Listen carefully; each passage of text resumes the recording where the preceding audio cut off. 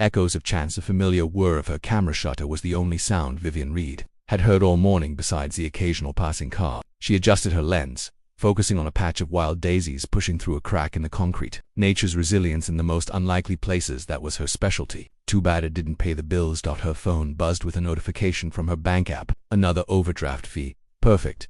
For years with a photography degree. And here she was, 32 and living in a studio apartment with walls so thin she could hear her neighbors' dreams. Just one break, she whispered to the daisies. That's all I'm asking for. As if on cosmic cue, her email chimed. Probably another rejection from a gallery or magazine. She almost didn't check it, but curiosity won out. Ms. Reed, your portfolio has been brought to my attention. I require someone with your particular eye for botanical detail. I am willing to pay 3 times your standard rate for exclusive documentation of my private collection. Discretion is essential. If interested, please come to 1872 Blackwater Road tomorrow at 10 a.m. H. Wells. Vivian stared at the screen. It was either the opportunity she'd been praying for or the beginning of a true crime podcast. Blackwater Road was in the wealthy Northern Hills old money territory. She Googled H. Wells botanist and found scattered references to a Harrison Wells, a former university professor who had disappeared from academic circles 5 years ago after publishing groundbreaking research on rare plant species. Her rent was due in 3 days. What choice did she have? The next morning, Vivian pulled her decade-old Honda up a winding driveway lined with perfectly manicured hedges. At its end stood a Victorian-style mansion partially hidden behind towering oak trees. The garden surrounding it wasn't what she expected from a botanist. No colorful flowers or exotic plants, just meticulously maintained greenery that seemed designed to deflect attention rather than attract it. She knocked on the heavy oak door, camera bag slung over one shoulder, portfolio clutched in sweaty hands. No answer. She was about to knock again when the door swung open. The man before her was tall and lean, with salt and pepper hair that seemed at odds with a face that couldn't be much older than 40. His eyes were a startling shade of green that reminded her of spring leaves, but they held a wariness that suggested winter. Ms. Reed. His voice was deep but quiet, as if unused to speaking. Yes, Mr. Wells, I presume. He nodded, stepping aside to let her in. You're punctual. I appreciate that. The interior was a stark contrast to the understated exterior. Everywhere she looked were plants hanging from ceilings, sprouting from custom-built shelves, thriving in climate-controlled cases. The air was thick with humidity and the sweet, earthy scent of growing things. Your home is incredible, Vivian breathed, immediately spotting several species she'd only ever seen in textbooks. This isn't my home, Harrison replied. It's theirs. I just maintain it. He led her through rooms filled with increasingly rare specimens, explaining his need for high-quality documentation for an upcoming research publication. As he spoke, his initial rigidity softened, replaced by genuine passion. This is a Rothschild slipper orchid, he said, pausing before a delicate bloom. There are fewer than 50 left in the wild. It took me 3 years to create the perfect conditions for it to bloom. Vivian raised her camera instinctively, capturing the way sunlight filtered through the translucent petals. It's beautiful. Something shifted in Harrison's expression. You didn't ask permission. She lowered her camera, cheeks burning. I'm sorry, I know. A small smile tugged at his lips. That's why I chose you. Your portfolio showed someone who sees beauty and captures it instinctively, not someone who waits for instruction. By afternoon they had established terms, 6 weeks of work, exclusive rights to all images for Harrison, but Vivian could use selected photos for her portfolio after publication. The pay was generous enough that she could clear her debts and still have savings. As she prepared to leave, Harrison handed her a key. That gardens are open to you at any time. Some specimens only bloom at night or in specific conditions. I need you to be available whenever opportunity presents itself. Their fingers brushed during the exchange, and Vivian felt an unexpected jolt. Harrison stepped back quickly, his professional demeanor returning. Until tomorrow, Ms. Reed.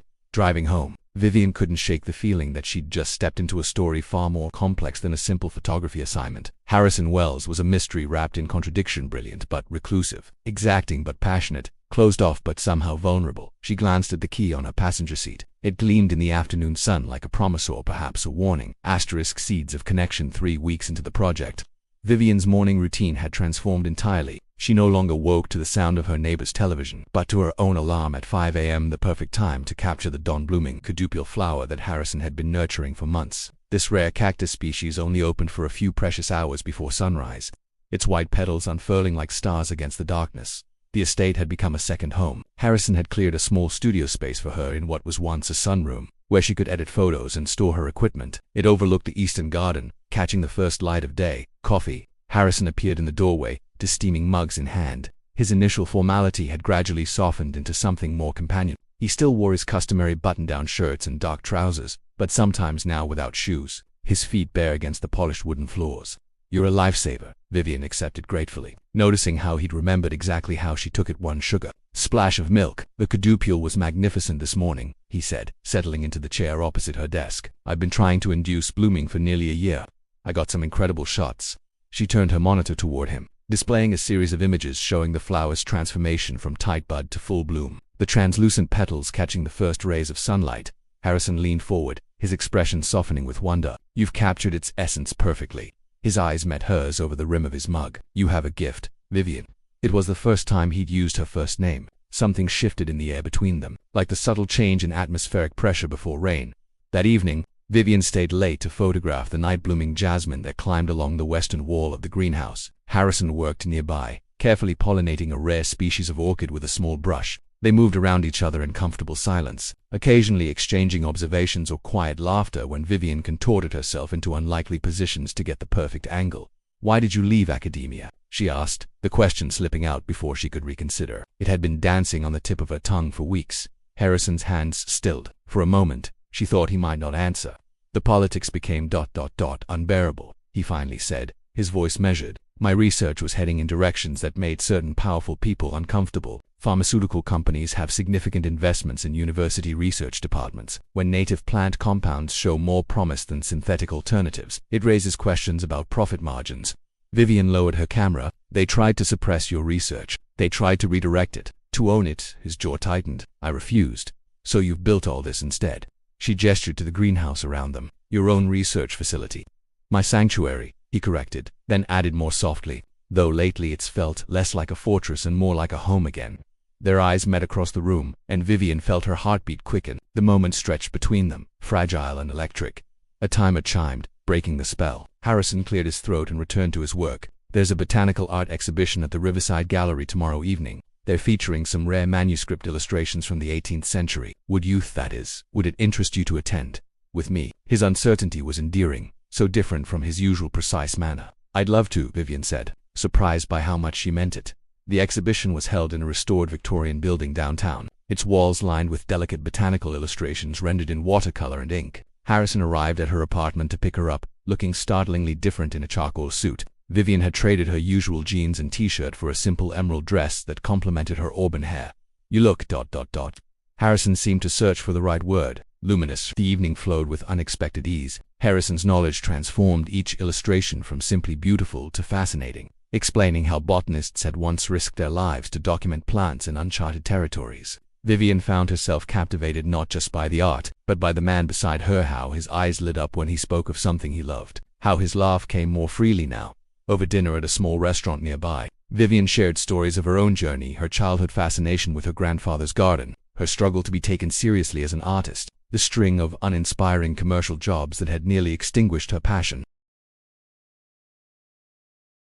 Why plants? Harrison asked, refilling her wineglass. Of all subjects to photograph. Vivian considered this. They're honest. Plants don't pose or pretend. They simply exist as they are, perfect in their imperfection.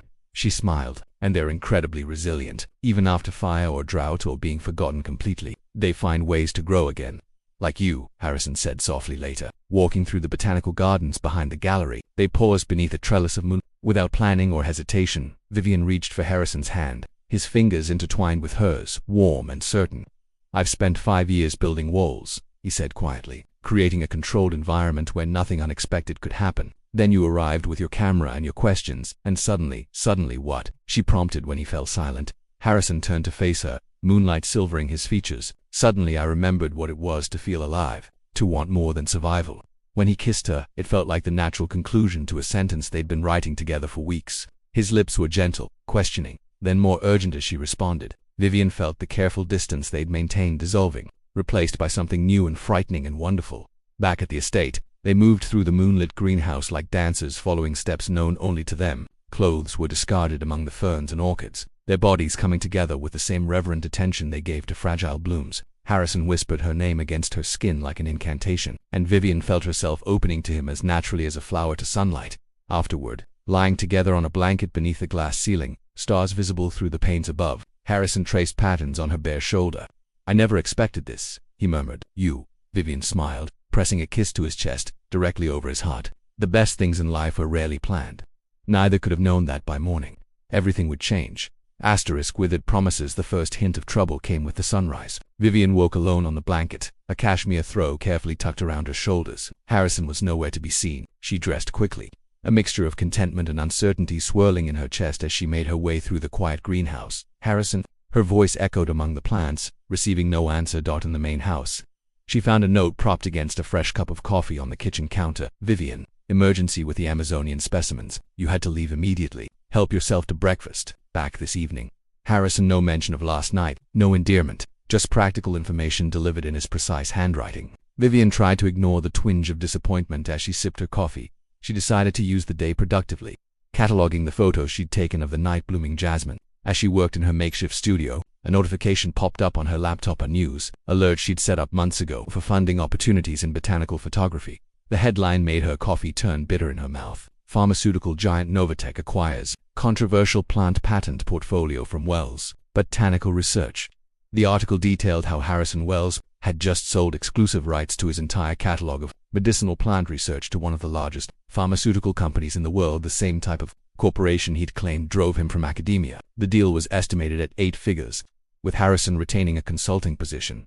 A sickening realization dawned on her. The timing wasn't coincidental. The publication he'd hired her to photograph for wasn't academic, it was promotional material for potential corporate buyers. She'd been documenting his collection for a sales portfolio. Vivian's hands trembled as she scrolled through her contract, finding the non-disclosure clause that prevented her from sharing any information about the specimens she'd photographed. The secrecy hadn't been about protecting rare plants, it had been about protecting a lucrative deal. When Harrison returned that evening, Vivian was waiting in the kitchen, her camera bag packed by the door. You lied to me, she said without preamble. Harrison froze in the doorway, his expression confirming her suspicions before he could speak. Vivian, I can explain. Explain what? That everything you told me about leaving academia to protect your research was a lie. That while you were claiming to create a sanctuary, you were actually preparing to sell out to the highest bidder. It's more complicated than that. He moved toward her but stopped when she stepped back. The agreement includes provisions for sustainable harvesting, indigenous community profit sharing. Save it. Vivian's voice cracked. Last night you talked about honesty and feeling alive again. Was that part of your sales strategy too? Pain flashed across his face. No, that was real. You are real, the only real thing in my life right now. Then why didn't you tell me about the deal? Why hide it? Because I knew how it would look. He ran a hand through his hair in frustration. The negotiations began months ago, before I met you. By the time I realized what was happening between us, it was too late to back out without legal repercussions. Vivian picked up her camera bag. You had plenty of opportunities to tell me the truth. Please. Harrison's composure cracked. Don't leave like this. Let me show you the full agreement. You'll see it's not what you think. That's the problem, Harrison. I don't know what to think anymore. She moved toward the door. I'll send the final edited photos to your email. Consider my contract fulfilled. Vivian, his voice held a note of desperation she'd never heard before. She paused, hand on the doorknob. You told me plants are honest. They don't pretend to be something they're not. Maybe you should take a lesson from your beloved specimens. The drive back to her apartment passed in a blur of tears and anger. How could she have been so naive? The connection she'd felt, the intimacy they'd shared, had it all been built on a foundation of lies. Over the next few weeks, Vivian threw herself into freelance work, accepting every job she could find to keep her mind occupied. She ignored Harrison's calls and emails, which eventually stopped coming altogether. Her final payment for the project arrived, generous enough to cover 6 months of rent, but she donated half of it to a rainforest conservation organization out of spite. 2 months after leaving the estate, Vivian was shooting promotional photos for a local flower shop when the owner mentioned a new conservation initiative making headlines. They're buying up endangered plant habitats all over the world, the woman explained, arranging peonies in a display. Some rich botanist started it. They say he's using his pharmaceutical money to protect land from development. Isn't that something? That evening, Vivian found herself searching online for information about Harrison. What she discovered left her conflicted. The Wells Botanical Preservation Fund had indeed been established, with an initial endowment of nearly the entire sum Harrison had received from Novatech. The fund was purchasing critical habitats in 12 countries, establishing local stewardship programs run by indigenous communities. An interview with a reluctant Harrison explained his rationale. These ecosystems can't be recreated in greenhouses or laboratories. They must be protected where they naturally occur. This fund ensures that these plants will never be lost, regardless of their commercial value. When asked about his apparent change of heart regarding corporate partnerships, Harrison's response was cryptic. Sometimes you have to enter the system to change it from within, and sometimes you meet someone who helps you see the forest, not just the trees. Vivian closed her laptop, unsure what to feel. Had she judged him too harshly, or was this just elaborate reputation management? A week later, A package arrived at her door with no return address. Inside was a single pot containing a small plant she immediately recognized as a cutting from the night-blooming jasmine they'd photographed together. Attached was a handwritten note. Some things continue to grow, even in darkness. When you're ready to see the full picture, you know where to find me. Vivian placed the plant on her windowsill, watching as its leaves turned toward the light. She wasn't ready to forgive him, not yet, but for the first time since leaving the estate, she allowed herself to consider the possibility that there might be more to Harrison's story than she had been willing to hear. The jasmine would bloom again. Whether their connection would do the same remained to be seen. Roots of redemption. 3 months passed. The jasmine cutting thrived on Vivian's windowsill, sending out new shoots and glossy leaves, though it had yet to flower, much like her feelings for Harrison, growing quietly but not ready to bloom. On a crisp autumn morning, Vivian found herself at a botanical exhibition in the city's Central Park. Her work had taken an unexpected turn after the Harrison project. A conservation magazine had seen her portfolio and hired her to document endangered flora across the state. The irony wasn't lost on her. Remarkable detail in these photographs, said a voice behind her as she studied the exhibition map. She turned to find an elegant woman with silver-streaked black hair. Dr. Josephine Farrow, the woman introduced herself, extending a hand. I'm the head botanist for the Wells Preservation Fund. Vivian's heart skipped. You work with Harrison? Indeed, and you must be Vivian Reed. Your work is unmistakable. Dr. Farrow's eyes were knowing. Harrison was right about your talent. He mentioned me. Vivian tried to sound casual. Mentioned? Dr. Farrow laughed softly. My dear, your photographs are the cornerstone of our educational initiative. Harrison insisted we compensate you, though he was adamant we not contact you directly. She handed Vivian a business card. That part wasn't my decision. When you're ready to talk, call me. Before Vivian could respond, the woman disappeared into the crowd. That evening, Vivian found the Wells Preservation Fund website. There, displayed prominently in the online gallery, were dozens of her photographs from Harrison's collection, each one credited with her name and a copyright notice. According to the usage terms, a percentage of any merchandise featuring her images went directly to an account in her name. The final page of the gallery contained a statement. These images represent the last comprehensive documentation of several species now extinct in the wild. Through the photographer's lens, we are reminded of what we stand to lose and what we might still save. 2 days later, Vivian called Dr. Farrow. I was wondering when I'd hear from you, the botanist said. Would you be interested in seeing our propagation facility? It's quite different from Harrison's original setup. Curiosity won over caution. The facility was located on the outskirts of the city, a modern complex of greenhouses and laboratories, surrounded by newly planted gardens. Dr. Farrow led her through areas dedicated to different ecosystems, explaining how they were reintroducing endangered species to protected habitats. And this, she said, opening the door to a spacious greenhouse, is where we prepare specimens for reintegration. Harrison stood with his back to them, carefully transferring seedlings into larger pots. He wore simple work clothes now, a far cry from his former buttoned-up appearance. He turned at the sound of the door and froze when he saw Vivian. I'll leave you two to talk, Dr. Farrow said, slipping away. Silence stretched between them, filled only by the soft sounds of the greenhouse water dripping, fans humming. Your jasmine cutting, Harrison finally said. Did it survive? It's thriving. Vivian stepped closer. No flowers yet, though. It needs time, and the right conditions. His eyes held hers. Some things can't be rushed. You used my photographs. Without asking, I credited your work. Set up royalties. He wiped his hands on a towel. I didn't think you'd want to hear from me directly. You could have tried. I did try, Vivian. For weeks, a shadow crossed his face. Then I realized I needed to prove myself through actions, not words. He showed her around the facility, explaining how the funds from Novatech had been leveraged to create something bigger than he'd initially imagined. The company had wanted exclusive rights to develop pharmaceutical compounds, but Harrison had negotiated terms ensuring that a percentage of any profits would fund conservation efforts. They got what they wanted, marketable compounds, but I insisted on transparency, sustainable practices, and giving back to the communities where these plants originate. He paused beside a table of seedlings. It's not a perfect solution, but it's a start. Why didn't you just tell me this was your plan? Harrison's shoulders slumped slightly. Because it wasn't, not at first. When we met, I was still angry, still thinking only of my research. But watching you see beauty in every plant, hearing you talk about resilience and honesty. He met her gaze. You changed how I saw my own work. You made me want to do better.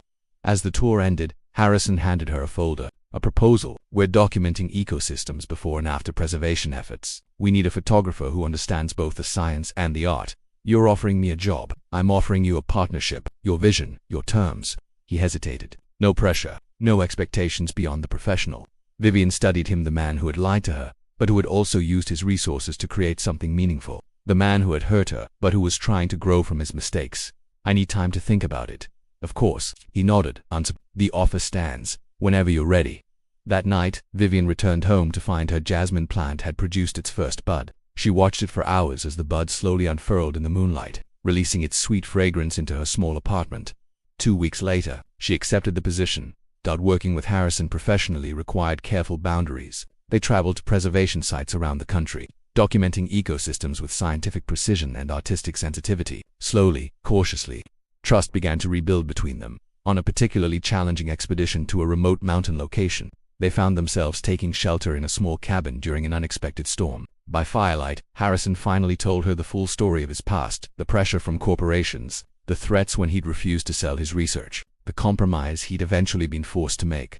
I thought I was protecting something pure by keeping it separate from the world, he admitted. I built walls, controlled every variable. But that's not how nature works. It's messy and interconnected. Everything affects everything else. Vivian watched the firelight play across his features. Like us. Harrison looked up, hope and uncertainty battling in his expression. Yes, like us. That night, as rain lashed against the cabin windows, they found their way back to each other, not with the desperate passion of their first encounter, but with the deliberate care of those who know both the joy of connection and the pain of loss. Perennial bloom. Are you absolutely certain about this? Vivian asked, checking the delicate instrument readings one last time. The Amazonian orchid before them had never been successfully propagated in captivity before. Completely uncertain. Harrison replied with a smile, adjusting the humidity controls. That's what makes it science.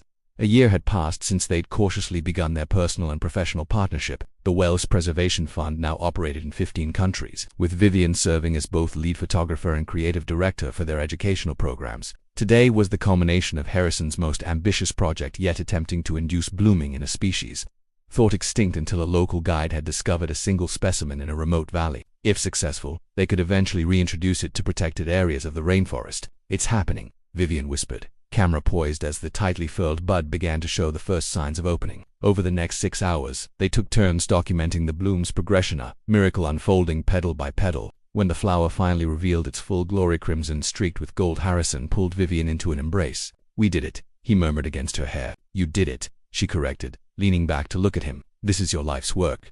Harrison shook his head. No, my life's work is learning to see clearly. You taught me that. That evening they celebrated with the research team, champagne flowing as they toasted their success. Later, walking through the gardens behind the facility, Harrison seemed unusually quiet. What's on your mind? Vivian asked, squeezing his hand. I've been thinking about environments, conditions for growth. He stopped beneath a trellis covered in the same night-blooming jasmine that had brought them back together. Do you remember what you told me about why you photograph plants? That they're honest, that they don't pretend. Yes, and that they find ways to grow again, even after hardship. Harrison reached into his pocket. I haven't always been honest. I've made mistakes, but I'm trying to grow into someone worthy of your trust. He opened his palm to reveal a small wooden box carved with intricate botanical patterns. Inside nestled a ring, not a traditional diamond, but a band of polished wood inlaid with tiny pressed flowers preserved in clear resin. These are from the first specimens you ever photographed for me, Harrison explained softly. I kept them. Vivian's breath caught. Harrison... I'm not asking for an answer right now, he said quickly. I know we've come a long way, but there's still ground to cover. I just wanted you to know that whenever, if ever you're ready, I'm already certain. Vivian looked at the man before her, not the isolated, guarded botanist she'd first met, but someone who had learned to balance passion with compassion, ambition with integrity. She thought of their journey, the initial attraction, the betrayal, the slow rebuilding of trust, the gardens they'd created together, both literal and metaphorical. She took the box from his hand and removed the ring, slipping it onto her finger. I've spent my life capturing beautiful moments, she said. I think it's time to start creating more of them. Harrison's smile was like sunrise. Are you sure? Completely uncertain. She echoed his earlier words. That's what makes it love. 6 months later, they were married in the central greenhouse of the preservation facility, surrounded by plants they had saved together and people whose lives had been changed by their work. Their vows, spoken amid the fragrance of 1,000 blooms, included promises not only to each other but to the world they were helping to protect. As they grew older together, their work expanded and evolved. The Wells Reed Conservation Initiative became a model for sustainable research and preservation, training new generations of botanists and environmental photographers. Harrison's scientific publications were matched in prominence by Vivian's award-winning documentation of endangered ecosystems. They never had children of their own, but considered the countless species they helped save as their legacy. Each spring, when new seedlings emerged in the greenhouses, they would walk together among the young plants, marveling at their resilience. On their 20th anniversary, Harrison surprised Vivian with a special gift, a book containing pairs of photographs showing the same locations before and after their conservation efforts. Barren landscapes transformed into thriving ecosystems, endangered species now flourishing. The visual evidence of what was possible when passion met purpose. The final page held two photographs, side by side. The first image Vivian had ever taken of Harrison's night-blooming jasmine, and a new photograph of the same species, now growing wild in a protected sanctuary they had established. Beneath the images was inscribed a simple truth they had learned together: love, like nature, requires both freedom and commitment. It thrives not in perfect conditions, but in genuine ones. The most beautiful blooms often come after the deepest winters. That night, they sat together on the porch of the home they had built on the edge of their first preservation site, watching fireflies dance among the gardens as twilight descended. "Do you ever regret it?" Harrison asked, his hand warm in hers. "Taking that mysterious job offer all those years ago?" Vivian smiled, remembering the uncertain photographer who had driven up a winding driveway, portfolio in hand, heart full of doubt. "Not for a moment," she replied. "Some seeds take time to grow, but they always find their way toward the light." Around them, the night-blooming flowers began to open, their sweet fragrance a reminder that sometimes the most beautiful transformations happen in darkness unseen until they suddenly reveal themselves in full bloom.